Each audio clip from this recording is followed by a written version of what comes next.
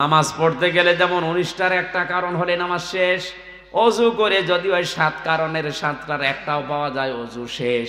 আপনার ঈমান আছে, এখন 10টা কারণ বলবো, যদি দেখেন একটাও আছে আপনার ঈমানও শেষ।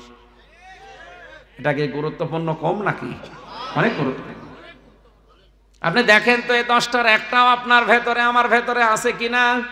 1 নম্বরে ঈমান ভঙ্গের কারণ 10টা। প্রথম নাম্বার সূরা জুমারের 65 নাম্বার আয়াতে এটা আছে এই তথ্যগুলো।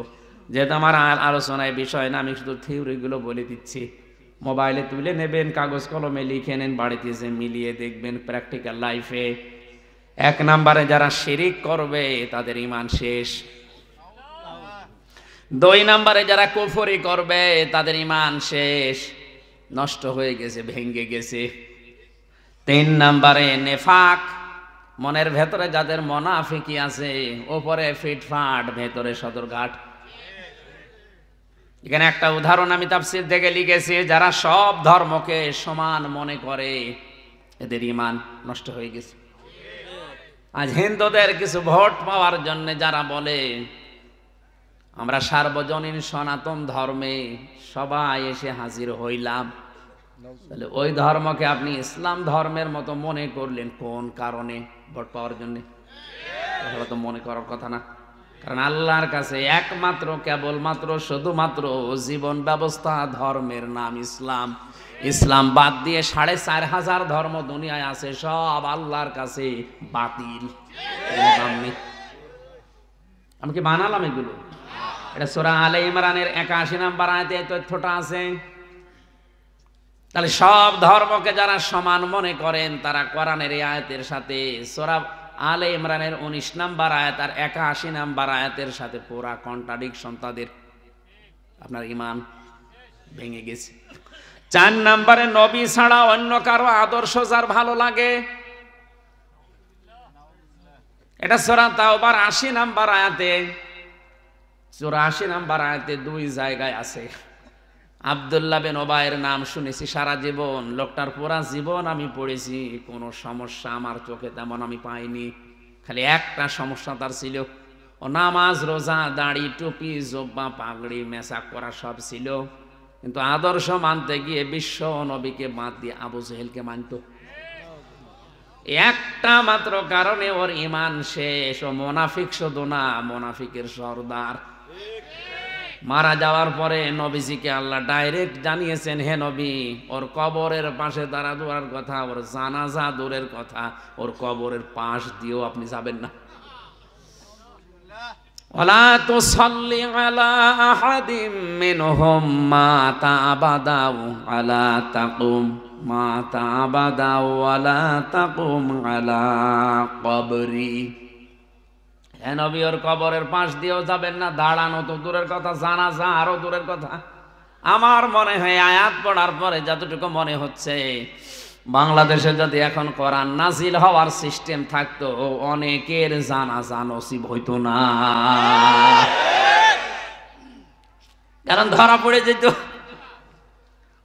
এ লোকটার সব পেয়েছি আমি, ওর দাড়ি ছিল নবীজির মতো, ওর জব্বা ছিল নবীর মতো। আমির হামজার পেছনে না, ও নামাজ পড়তো রাসূলুল্লাহর পেছনে। নবীজির সাথে রোজা রেখেছে, ইফতারি করেছে, মসজিদে নববীতে কাবা শরীফে নামাজ পড়েছে, সব ঠিক ছিল। শুধু আদর্শ মানার ক্ষেত্রে নবীকে মানত না। রাজনৈতিক জীবনে ওর আদর্শ ছিল আবু জেহেল। এই আয়াতটা অনুযায়ী আর এর জীবনী অনুযায়ী বাংলাদেশে কত মানুষ মুনাফিক আপনি বলেন। কিছুদিন আগে একটা জরিপ পেয়েছিলাম, এই দেশে বিশ্ব নবীকে একমাত্র আদর্শ মানার মতো মানুষ 100 জনের 14 জন। কয়জন? 100 জনের 14 থেকে সর্বোচ্চ 15 জন যদি বাদ দেন, থাকে কত? 85 জন নবীজিকে শুধু নবী মানে, কিন্তু আদর্শ মানে না। তাহলে ওই লোকটা সব কিছু মেনেছে, আদর্শ নবীকে মানে না। এই জন্য যদি জাহান্নামে শুধু যাবে না, ও জাহান্নামের নিচে থাকবে। ইন্নাল মুনাফিকিনা ফিদ দারকিল আসফালি মিনান নার। এখানে যারা আলেম আছে জিজ্ঞাসা করেন আসফাল ইসমে তাফসিল, ও শুধু জাহান্নামে যাবে তা না, জাহান্নামের একেবারে নিচে যাবে। ইন্নাল্লাহা জামিউল মুনাফিকিনা ওয়াল কাফিরিনা ফি জাহান্নামা জামিআ। সূরা নিসা 5 নম্বর পারা 19 নম্বর পৃষ্ঠা 15 নম্বর লাইনের 140 নম্বর আয়াত। আল্লাহ তাআলা বলেন, অবশ্যই আমি আল্লাহ জাহান্নামে একত্রিত করব মুনাফিক আর কাফেরদের। আগে কার নাম? আরো জোরে বলেন। যে লোকটা তো ঈমানও গ্রহণ করেছে, কিন্তু ঈমানে ওর ভেজাল একটাই, ও আদর্শ হিসাবে রাজনৈতিক জীবনে নবীকে মানত না। এই গাজীপুরের 100 জনের পচা 80 জন ধরা খাবে। কথা বলেন না, তার ভেতরে আমু হয়তো পড়ে যেতে পারে, কারণ আমার আদর্শ হিসাবে বিশ্ব নবীকে ভালো লাগে না। আমার আদর্শ হয়ে দাঁড়িয়েছে আমার বাবা, আমার চাচা, আমার দাদা।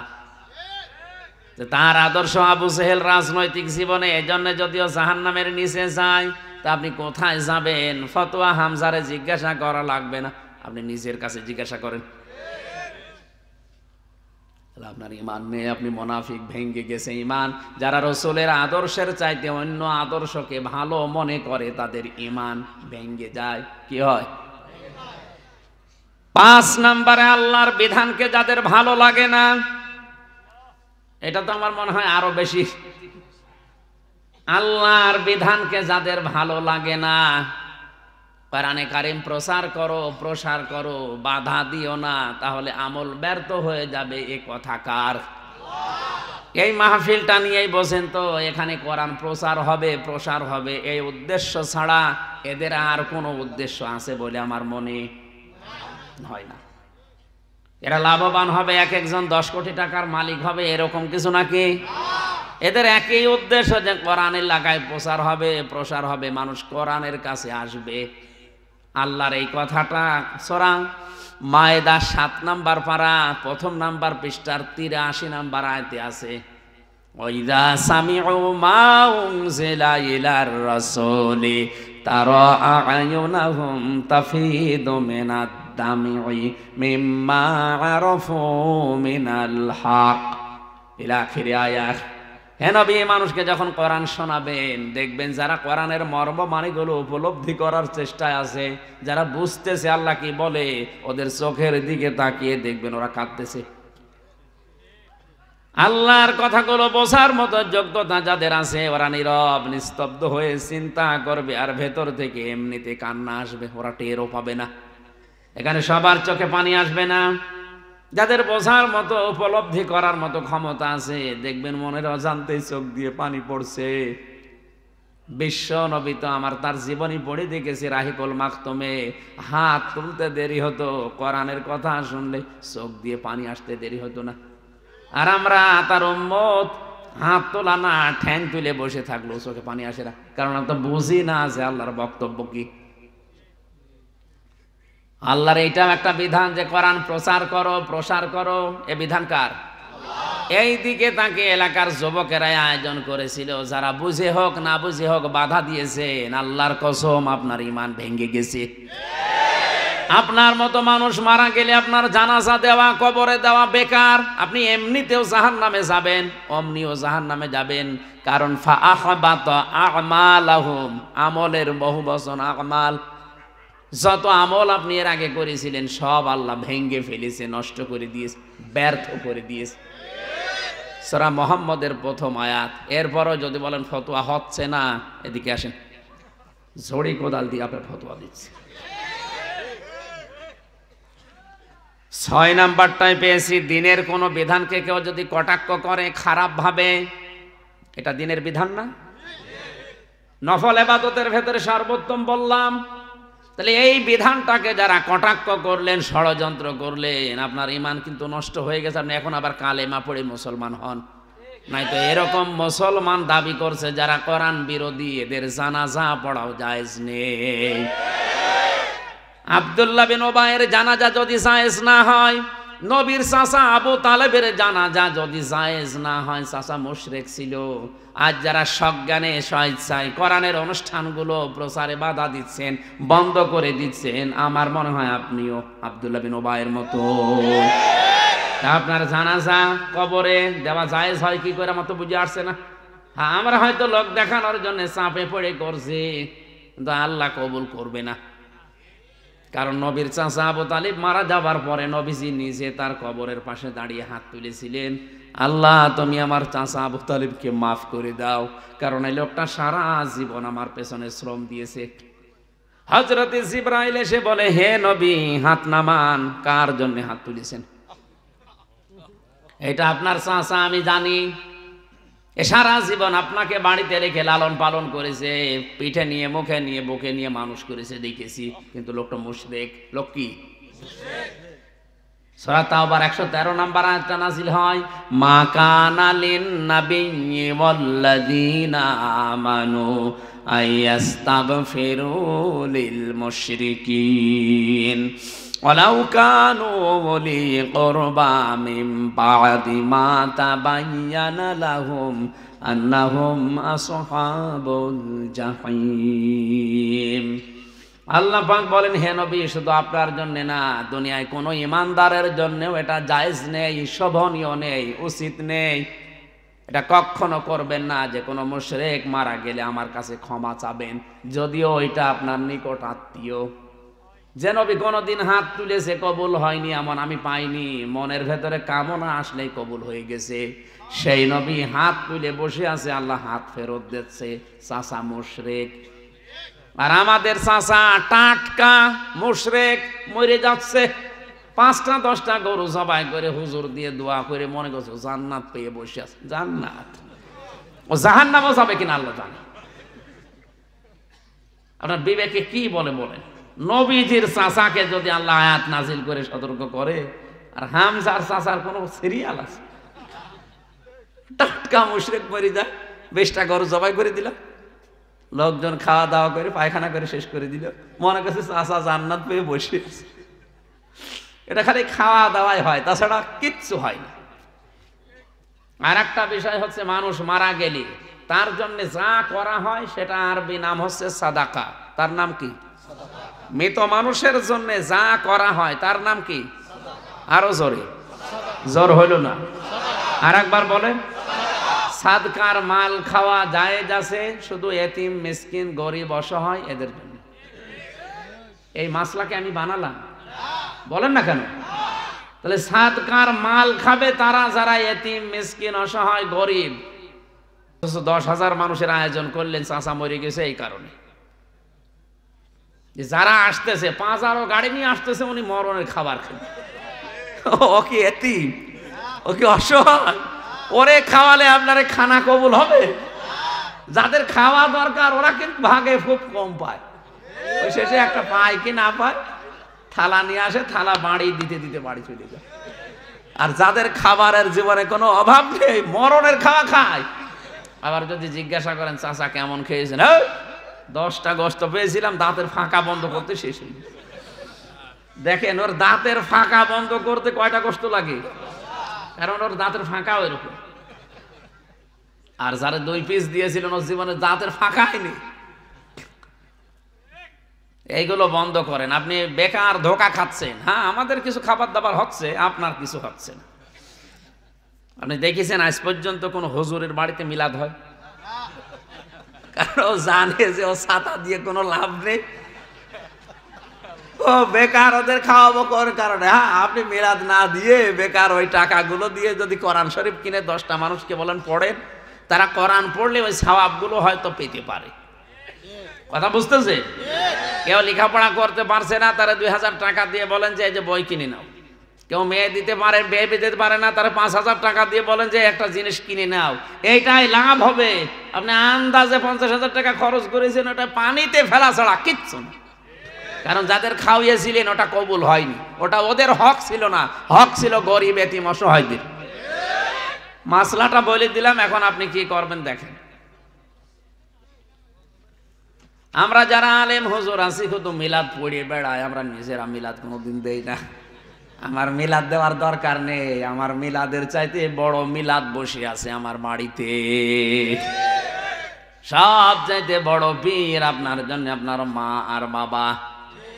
এই 2 জন যদি দোয়া করে, নবীজি বলেন আল্লাহর আরশ পর্যন্ত যেতে আর কোনো বাধা নেই, যদি জায়েজ দোয়া হয়। নবীজি বলেন কোন মার বাবা যদি মন থেকে কোনো দোয়া করে ওটা সরাসরি আরশে যে ধাক্কা খায়, যতক্ষণ পর্যন্ত দোয়াটা কবুল না হয় আরশ তখন কাঁপতে থাকে। আল্লাহ পাক বলেন থামো, জবাব আসে আল্লাহ, বাংলাদেশ নামে একটা দেশ আছে, গাজীপুর জেলার জহির নামে একটা লোকের জন্য তার মা দোয়া করেছে, যতক্ষণ পর্যন্ত জায়েজ দোয়াটা কবুল না হবে ততক্ষণ পর্যন্ত আমি কাঁপা বন্ধ হব না। এই জন্য আসল যেটা পড়ে আছে বাড়িতে এদের খোঁজ খবর নেওয়া দরকার। ইমান ভাঙ্গার 7 নাম্বার কারণ হচ্ছে যারা জাদুকর, যারা জাদু করে বেড়ায়, এ মানুষের ইমান নষ্ট হয়ে যায়। সারা বাকারার ভেতরে ঘটনাটা আছে। 8 নাম্বারে মুসলমানদের বিরুদ্ধে যারা ষড়যন্ত্র করে ওদের ইমান ভেঙে যায়, নষ্ট হয়ে যায়। 9 নাম্বারে কাউকে ইসলামের ঊর্ধ্বে যদি কেউ মনে করে তার ইমান সঙ্গে সঙ্গে ধ্বংস হয়ে যায়। আর যেটা বাংলাদেশে বেশি, অনেককে এখন ইসলামের ঊর্ধ্বে মনে করা হচ্ছে, নাকি বেশি বলে ফেললাম? 10 নম্বরে ইসলামের কোন বিধানকে কেউ যদি ঘৃণা করে, সূরা সেজদার 22 নম্বর আয়াতে তথ্য আছে, সূরা মুহাম্মদের 9 নম্বর আয়াতে তথ্য আছে। যেটা বললাম আপনি একটু মিলান, এই যে 10টা আল্লাহর পথে যারা মানুষকে বাধা দেয়, চলতে দিতে চায় না, এদের ঈমান আল্লাহ নষ্ট করে দেয়। আমার তো মনে হচ্ছে 10টার ভেতরে 10টা এখন আমাদের ভেতরে অলরেডি পাওয়া যাচ্ছে, আন্দাজে ঈমানের দাবি করে বসে আছে। ফেরেশতা যখনই বললেন আপনি রবের নামে পড়েন, নবীজি পড়া আরম্ভই করেছিলেন না, একবারে 5 আয়াত পড়লেন। বাড়িতে আসলেন, আসার পথেই তিনি দেখলেন আকাশ আর জমিন বরাবর একটা ফেরেশতা। নবীজি ভয় পেয়ে পালাতে আরম্ভ করলেন। নবীজি বলেন আমি পড়েও গিয়েছিলাম, এটা তাফসিরে ইবনে কাসিরের ভেতরে আছে, আমি দৌড়াতে যে পড়েও গিয়েছিলাম। কষ্ট করে উঠে যখন বাড়িতে গেলাম, স্ত্রীকে বললাম আমাকে ঢেকে দাও। নবীজির স্ত্রী চাদর দিয়ে, কম্বল দিয়ে, কাঁথা দিয়ে, যাই বলেন ওনাকে বস্ত্র দিয়ে ঢেকে দিলেন। আল্লাহ রাব্বুল আলামিন তখন এই আয়াতটা নাযিল করলেন, ইয়া আইয়ুহাল মুদ্দাসসির, হে বস্ত্র আবৃত ব্যক্তি, হে কম্বলওয়ালা, চাদরওয়ালা, লেপ দিয়ে তোশক দিয়ে ঢেকে বসে আছেন না, আপনাকে আমি এভাবে বসে থাকার জন্য দুনিয়ায় পাঠাইনি। ওম আপনি দাঁড়ান, ফাংজির, মানুষকে সতর্কবাণী শোনান। আল্লাহর বিধানের বাইরে গেলে, আল্লাহর সাথে নাফরমানি করলে, আল্লাহর দ্বীনের বিরোধিতা করলে কি হবে, এই কথাগুলো আপনাকে প্রচার করা লাগবে। আপনি সতর্ক করেন মানুষদেরকে। আজ মানুষ মানুষের পেছনে লেগে আছে, একজন আরেকজনের পেছনে লেগে তার জীবনটা ধ্বংস করে দিচ্ছে। এই কাজগুলো আপনি বন্ধ করেন, ওঠেন, আপনার দায়িত্ব এটা।